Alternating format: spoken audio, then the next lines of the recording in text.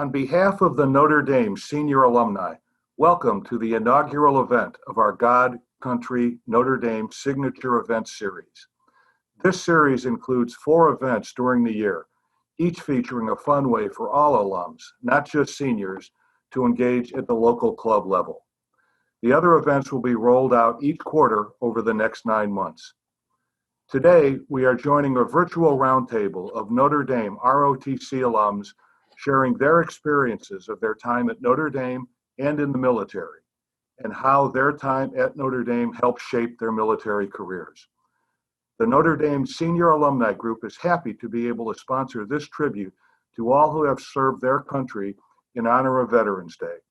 For more ways to celebrate veterans, please go to our website at ndsa.undgroup.org.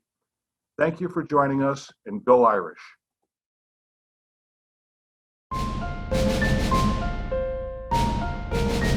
God, Country, Notre Dame. Not just a lofty motto etched in stone at the Basilica, a Notre Dame tradition of military service that runs deep. From Father Corby's chaplain duties in the Civil War, to the Navy taking over the campus in World War II for officers' training. Many sons and daughters of Notre Dame have and continue to serve around the globe. God, Country, Notre Dame, and Veterans, a conversation with 4 Notre Dame veterans on their service and its connection to their Notre Dame experience. Army Lieutenant General Bob Noonan, a recipient of the Corby Award, who rose from Army ROTC cadet to the Army's top intelligence officer during his 35 years of service. Air Force Major General Pete Sullivan, a former Notre Dame football senior manager who served as a pilot and eventually Assistant Secretary of the Air Force for Manpower and Reserve Affairs. Navy Rear Admiral Herb Kaler, who earned an engineering degree and Bachelor of Arts at Notre Dame prior to serving for more than 30 years, both on ships and in technical acquisitions. Navy Lieutenant Megan Leis, commissioned through Notre Dame's Navy ROTC program, served as a nuclear surface warfare officer and is now Notre Dame's Assistant Director for Military and Veteran Affairs. I'm former Marine Captain Mike Cerre, commissioned after Notre Dame, who served in Vietnam as a forward air controller and was an embedded reporter for ABC News in Afghanistan and Iraq. So welcome ND vets from all branches of the services, save from the Coast Guard. And just to help our audience identify who we all are, could we all start out by identifying us by service branch, rank, and class?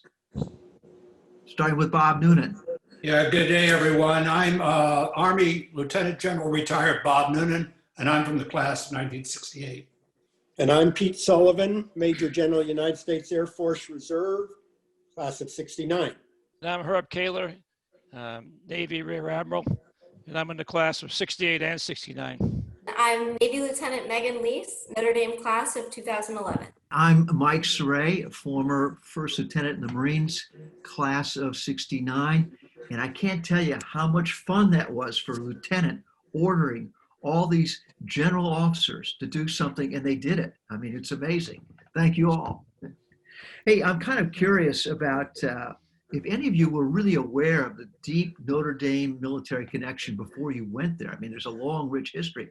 Does anybody remember any specific elements of that before they even stepped foot on the campus?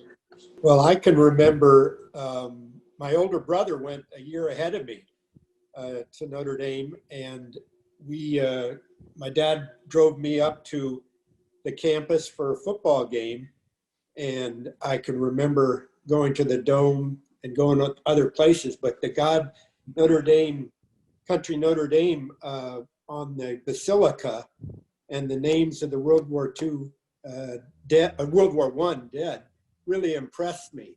And so but I was a Civil War buff too, and I read all about Father Corby and the Irish Brigade and his fellow priests that served in the Union Army.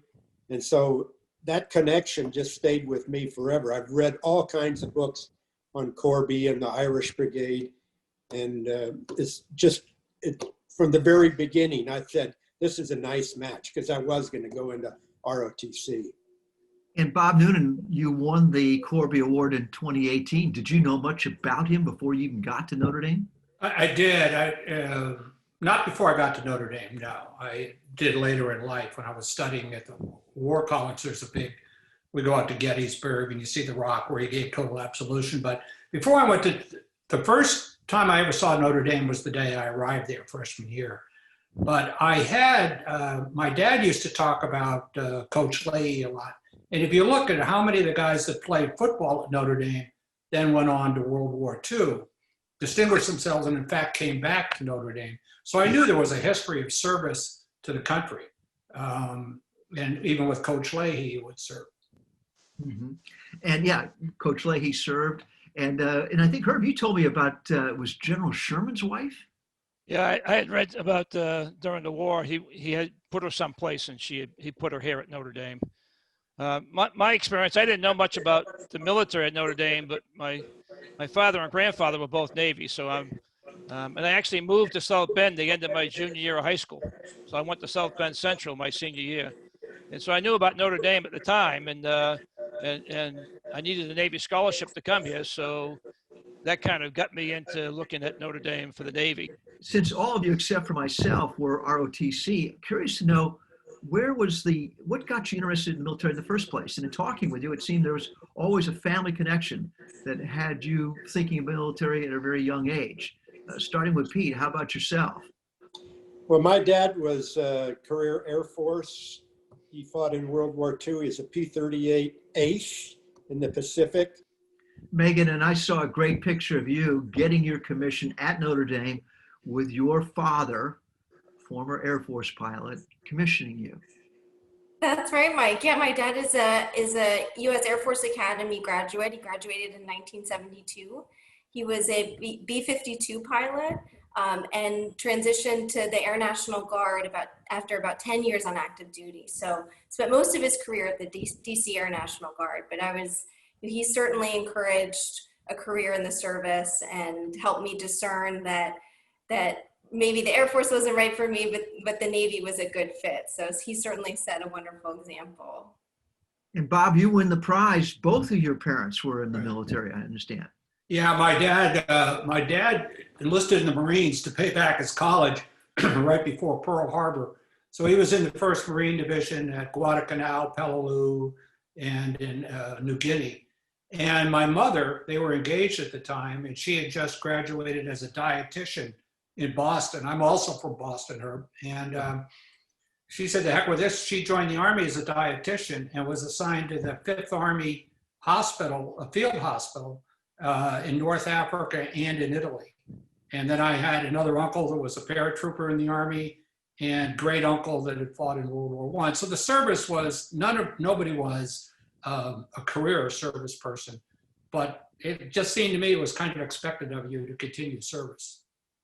How important were these military family roots to helping you all kind of, not all of you, Megan, you were after us, but all of us in the late 60s, having to go through a major sea change in the public's reaction towards the military? It put a lot of pressure on anybody who was in ROTC or anybody who had anything to do with the military.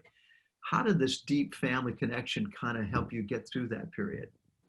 In my case, it was 2 previous generations had served in the military.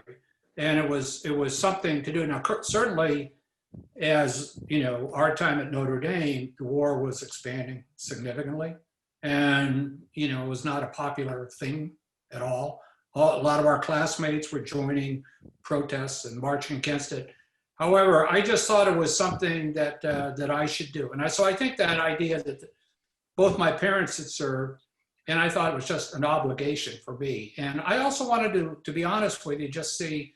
I'm going to do this. At the time, I was only going to stay in 2 years. I wasn't going to stay in. I ended up 35, but I think it was the idea that the parents had done it, so I was going to go ahead and do it, that caused me to join ROTC and stay there.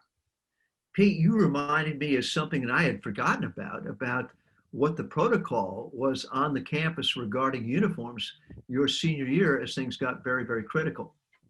Well, yeah, they wanted us to not wear a uniform because we would be abused by fellow students. remember we canceled the Presidential Review our senior year, an annual event where Father Hesberg reviewed all the ROTC units. Yeah, so we just quietly went out to the ROTC building and finished up whatever we were doing in ROTC. Yeah, it was different, and it was tough. It was tough because you knew that people were, taking swipes at anybody associated with the military. Megan, what a difference a half century makes. Your experience in the early 2000s, obviously much different. Quite different, Mike. It is truly hard to imagine because my experience was quite the opposite in that we were not only welcome, we were celebrated and we were invited to wear uniforms, and all of our events were well attended by military connected folks and students that are from civilian backgrounds and didn't have much of an introduction to the service before coming to Notre Dame. So I'm proud and happy to say that things have evolved for the better since that terrible treatment you received, Pete. And you mentioned that there is an annual memorial or vigil, and the whole campus participates in it. I did, yes. So the ROTC units, all three branches, work together every year ahead of Veterans Day to hold a 24-hour vigil around the War Memorial on North Quad, the Clark Memorial Fountain, and 4 cadets and midshipmen are posted on each side of that memorial for 24 hours in observance of Veterans Day, and students and faculty and staff alike come by and observe with them in silence, and it's really a beautiful tribute. God, country, Notre Dame, what you all feel is the real intrinsic connection that made going into the military not as much of a transition as it might have been for someone coming from another university? What was it about Notre Dame that was consistent with what you thought you wanted to experience in the military? Bob? Yeah, I think there's about 4 things. I think one is at Notre Dame, we were taught always be something bigger than yourself. Notre Dame is bigger than just a college in northern Indiana. It's something big in service and values. So that, I think, helped me a lot. The other thing that I really enjoyed is the teamwork, because Notre Dame is all about teamwork. We talk about the football, but everything else there. The third thing I'd say is loyalty. When I was there, you were very loyal to the university. You were taught to be loyal. You were loyal to your friends. And because you were loyal to your friends in the university, you never wanted to let anybody down. So I think it kind of made me do things better. I wanted to succeed. Didn't want to let anybody down. So that, and then I think the final thing is confidence, because we all, there are certain rigors, academic rigors at Notre Dame. Even if you're coasting through, you got to make a certain grade point to get out of there. There's that. And then, truth in lending, Mike and I played lacrosse there before it was a varsity sport there, but that gave me some confidence too. So, because, we had to band together. So those things, being something bigger, teamwork, confidence, and loyalty, those are things that a good professional military, all aspire to, and that's set upon an ethical foundation, a foundation of values. Having the honor code there, and then also having, Notre Dame requirement to take a semester of theology and a semester of philosophy. So everybody had, the moral underpinning over the 4 years that you had to take. It didn't matter whether you strictly engineer or you were, anybody else, you had to take those classes. And in fact, the class I remember the most was the one that taught me how to question myself. That, the class would sit around and talk about something that was current, just like today. It was, are you a racist or not? And we would go over that in class, and you'd ask each other questions. And the homework was, what's the next question? Because it takes more than one question to probe to figure out what you really believe and what you don't believe. I thought that really helped me out in the beginning and started me off on a good career using that. So, and in fact, if you look at Stockdale, got through the prisoner of war because he took a philosophy course at Stanford. And that same professor came to the War College when I was there. I took the class from him too. So I feel like philosophy is something that people kind of don't always take, they wouldn't normally pick, but Notre Dame made us take it. And I thought that was valuable all the way through. Megan, I imagine those values continue, and I think you mentioned something about shared beliefs. Oh gosh, absolutely, Mike. Yeah, I think the entire Notre Dame experience prepared me so well for my time in the Navy, and it cultivated in me these ideas of servant leadership and family and community, because we are a family at Notre Dame, and I think those concepts translated beautifully into a career in the service. So, supporting my sailors was truly the best thing I ever did in the Navy, and I have Notre Dame to thank for setting the example and guiding me to a place where I was prepared to do that well. There seems to be a tradition at the University of service. Now, we did the military service, but many of our classmates did other types of service. Do you think that's really an intrinsic part of the university life? Yeah, I would say it is. I mean, when I got there, I remember there was a lot of talk about Dr. Dooley when I was there, and this great missionary effort. We had an organization called CILA at the time, CILA. I don't know what it stands for, but it was a group of guys who would go down into Central America over the summers to do some missionary work. It was kind of like a mini Peace Corps for the Catholic Church, and of course, the large number of people that went into the Peace Corps for Notre Dame that was pretty inspiring. Given the values that we kind of honed at Notre Dame, let's jump forward into your military careers. Was there ever a time when you thought that what you were being asked to do or what you thought you had to do was personally in conflict with some of the things that you had learned at Notre Dame? Yeah, I think there's a couple of things, and I often go to integrity, and if you're not willing to speak truth to power, then which is something I think. Hey, if you grow up Catholic, if you grow up, any kind of Christian faith, you'll understand that as integrity is paramount. So there were a couple of instances where I disagreed, and I was fortunate in both cases. I was able to say, I just don't agree with this. They were decisions that were being made and I'd rather not go into them, but they were being made, and I voiced my view. I made my voice known, but I feel better because I did that as opposed to just going all. I think I would have let myself down. So you just got to stand up and do what's right. Now, all of us have served in combat situations during our military careers, and Herb, you would tell me if there was a particular incident where you had to really think twice about something you were going to have to do, and pause to reflect.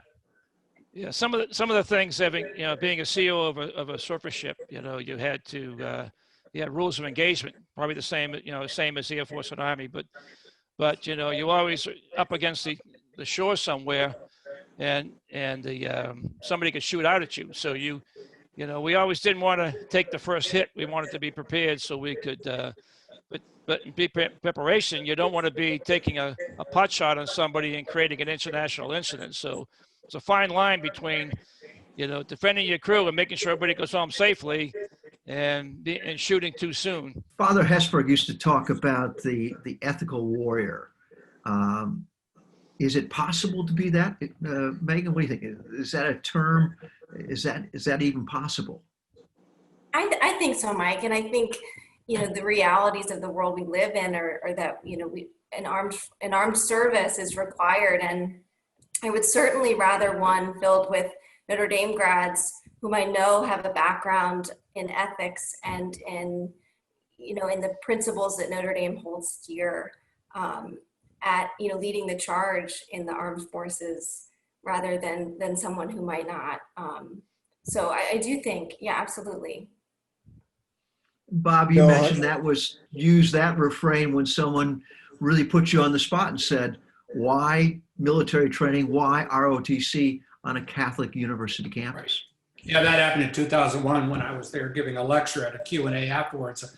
I gave Megan was great. I wish she was with me. She would have helped out, clarified one of my comments even better. But that was a comment. I said, who do you want leading the sons and daughters of America? I think you want people that'll make ethical decisions and that are from values-based institutions.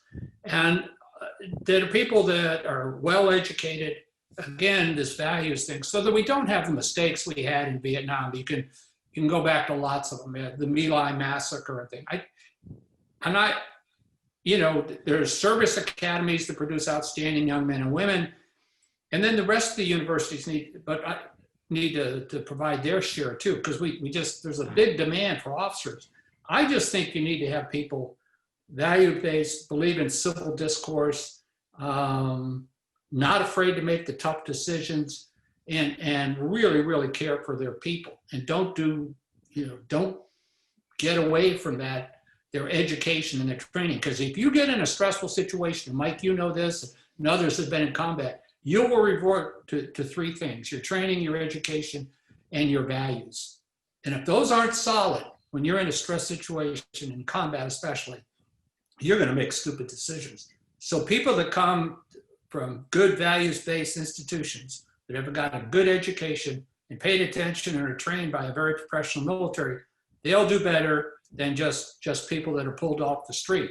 And in Vietnam, we had officers, in many cases, NCOs, that were pulled off the street, that were not adequately trained, and frankly should not have been in positions of leadership. That causes trouble. There's a wider divide between the military and the civilian community when those bad things happen. And I believe that we need more people from America's best universities going into the military to serve as leaders. The defense of America is a team sport, and we're always going to need a military, no matter when anybody says this is just a bad world. There's some really terrible people and some crazy ideas. And I think you've got, I would just hope we would continue to get people from Notre Dame and like institutions to lead, because we shouldn't have just 1% of America be involved in the military. Mike, I'd like to jump in. I was on a crew most of the time, multi-engine. So the teamwork that was expected of a crew was key. And you had to have the trust of whatever position, the navigator, a boom operator, an engineer, whatever, whoever, co-pilot, or if you were a co-pilot. But I thought that isolated you a little bit from bigger pictures, because you focused, for years I focused on just the crew that I was in charge of. And then when I started to get promoted and eventually become a commander of a squadron, group, a wing, I really was tempted a lot. There were temptations all the time. People attempted to bribe me. This would be contractors. Other members of my unit would try to bribe me or influence me to do something illegal. There were all kinds of sexual advances towards me that I had to resist. And all of these things flabbergasted me when I got to be a commander, that I thought, how can people really think that Pete Sullivan would give into this stuff? And, this ring meant a lot to me. And I wasn't gonna go against my principles that I learned at Notre Dame. The boy, it changed when it really changed in the Air Force when we got women pilots. Because those early women were so strong, they wouldn't stand for any of that stuff, and let it be known. And bless their hearts, they changed the Air Force. I can't speak for the other services, but those early women pilots changed our Air Force for the better.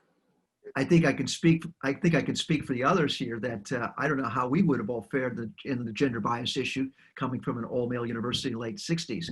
How about yourself now? Did Notre Dame prepare you for that, because it's Notre Dame's co-ed now?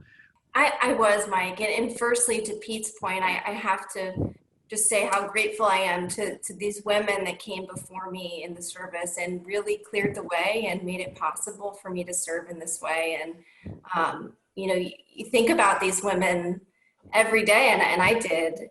when I was on active duty, and I'm grateful to them every day for the hard work that they did to make it possible.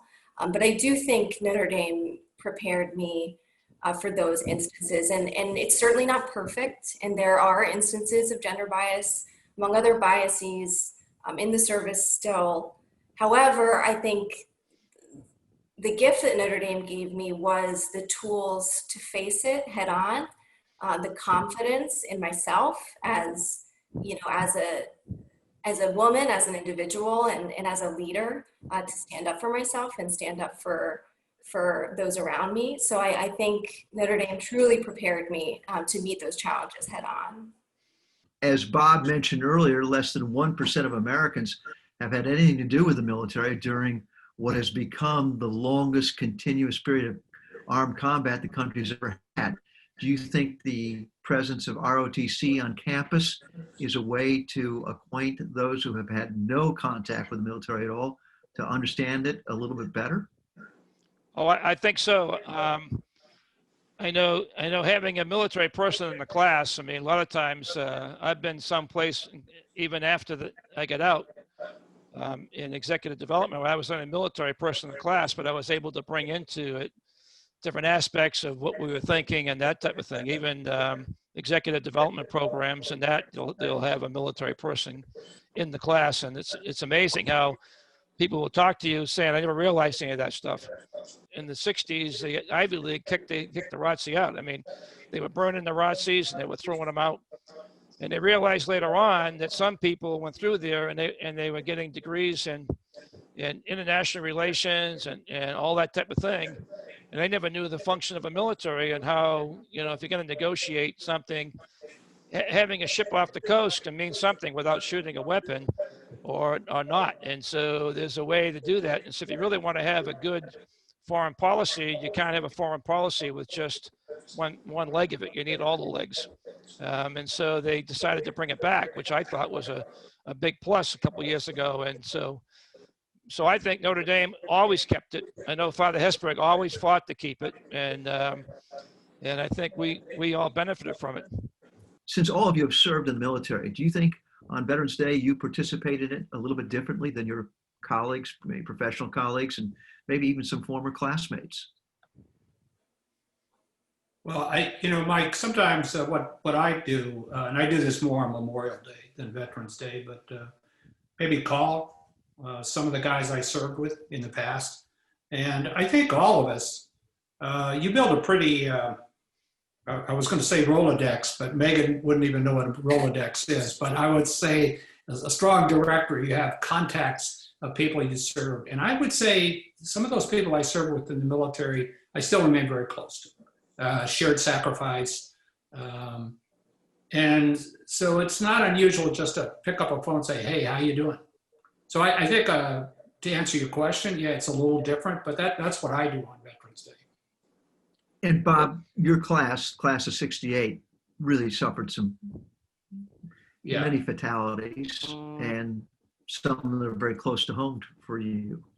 Yeah, we lost 8. I think, Herb, that's right, if you can remember, at least 8. One of them was my roommate's senior year, Duke Escott, who you know, Mike, was killed. He was a tanker, and they were killed. And then our class, we also had Joe Kernan, who just passed away, who was the acting governor of Indiana, great man, mayor of South Bend, was a POW for a year.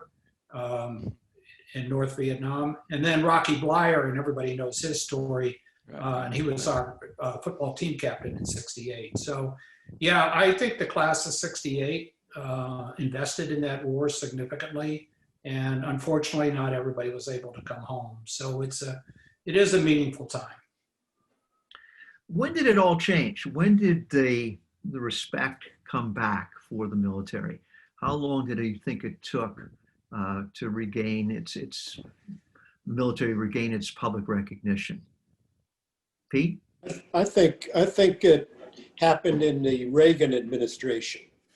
80s. We were still reeling in the late 70s, I thought, from the anti-military feeling, and then And then when he invested so heavily in the military with the threat of the Soviet Union and really needed the nation to show its strength militarily, I think that's when it started to really change things, where people started saying, ooh, maybe we do need a strong military, and we need to change the way we do business so that these people are respected.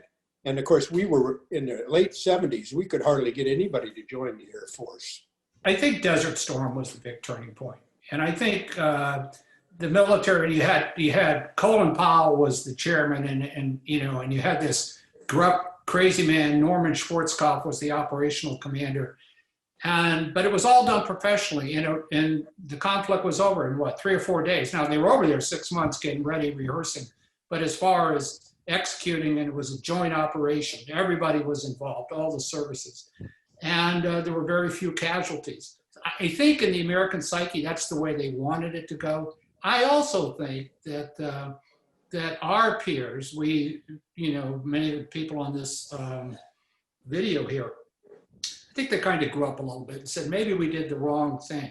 We associated with the Vietnam War, we associated the war with the warrior, and that it wasn't the right thing to do. I mean, the warriors are, yes, sir, 3 bags full, and they go do what they're told to do for the most part.